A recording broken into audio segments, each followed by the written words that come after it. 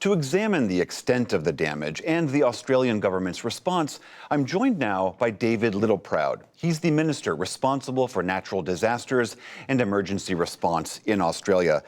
Minister, thank you very much for taking the time to speak with us.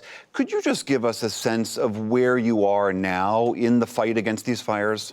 We're currently working up our response to the recovery, but also to the situation that's unfolding over the weekend. Again, we're concerned about worsening weather conditions, but later today, after the Prime Minister and I meet with our National Security Committee, we'll be going out and visiting a number of communities nearby, less than a couple of 100 kilometres away from Canberra, who have borne the brunt of these fires only in the last couple of days, and we'll be going to look at what's needed in terms of recovery. But we're tackling this on two levels.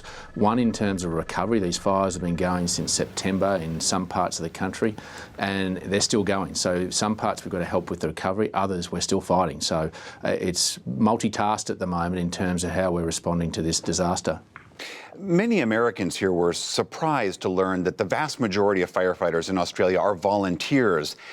Given the vastness of these fires, do you have enough manpower and enough equipment to fight these fires adequately? Yeah, look, we're very proud as a nation. There's 200-odd thousand volunteer firefighters. That's nearly 10% of our, 1% of our population.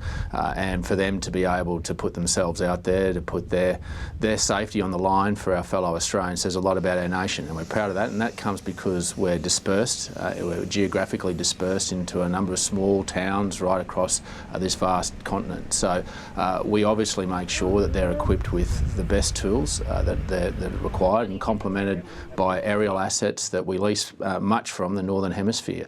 We obviously work closely, and in fact we've got nearly 250 of firefighters from the United States and Canada here now, and in fact I met them in Sydney Airport, some of them when they came in only about 3 weeks ago, and there's another cohort that came in only in the last 48 hours. We know that there are thousands of people that have been evacuated from their homes and their towns. Where are those people living right now, and what's your sense of how long they have to stay away from home? Well, obviously, we try to repatriate them back into their homes as quickly as we possibly can, and that comes after safety checks because a lot of the roads are lined with trees, and those trees have lost a lot of their integrity, and they have to be checked meticulously by arborists and firefighters. And then as soon as that's done, we try to get people back to their homes, because that's the best way to recover, to rebuild lives, is to get them back to their homes. Those that, unfortunately, over the 2,000 odd homes that we've lost so far, those people are being looked after in centres, but more so they're being looked after by family and friends. Our insurance agencies are coming in and making sure that they're acting swiftly in terms of the recovery. Most of those homes are insured. Those that aren't, then obviously we're a rich nation, we're a proud nation of making sure we look after one another. But invariably most are looked after by family and friends. We're close-knit communities, because a lot of those towns that have borne the brunt of this are in very small rural areas where everyone knows everyone, and you look after one another, and that's what's been happening. That's the Australian way, and we're damn proud of it. We heard in that report that we just played from some people who do live in those rural areas who say they understand that it's important to move people into the cities and be able to protect those denser areas, but that's got to be an enormous challenge for you as well, just trying to protect people who are spread over such a vast geographic area.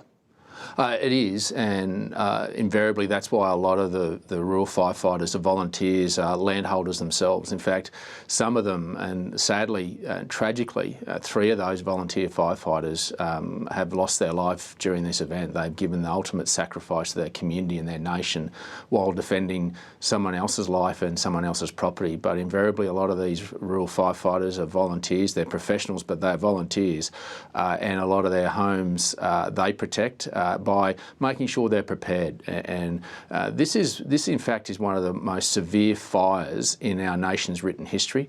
The fact that while tragically we've now lost 27 lives and just over 2,000 homes, without the professionalism of our full-time firefighters and our voluntary firefighters, this would have been a much more severe event in terms of loss of life and property. So we're proud of what's happened, but we're obviously cognizant of continuing to do better in making making sure that we're prepared, but also that our recovery is building back better, that the infrastructure that we build back is better, it's more resilient, and it makes sure that our people are more resilient and safer for future events. Climate change models have predicted exactly really what is unfolding. Longer droughts, hotter heat waves that make the conditions ripe for these kinds of wildfires.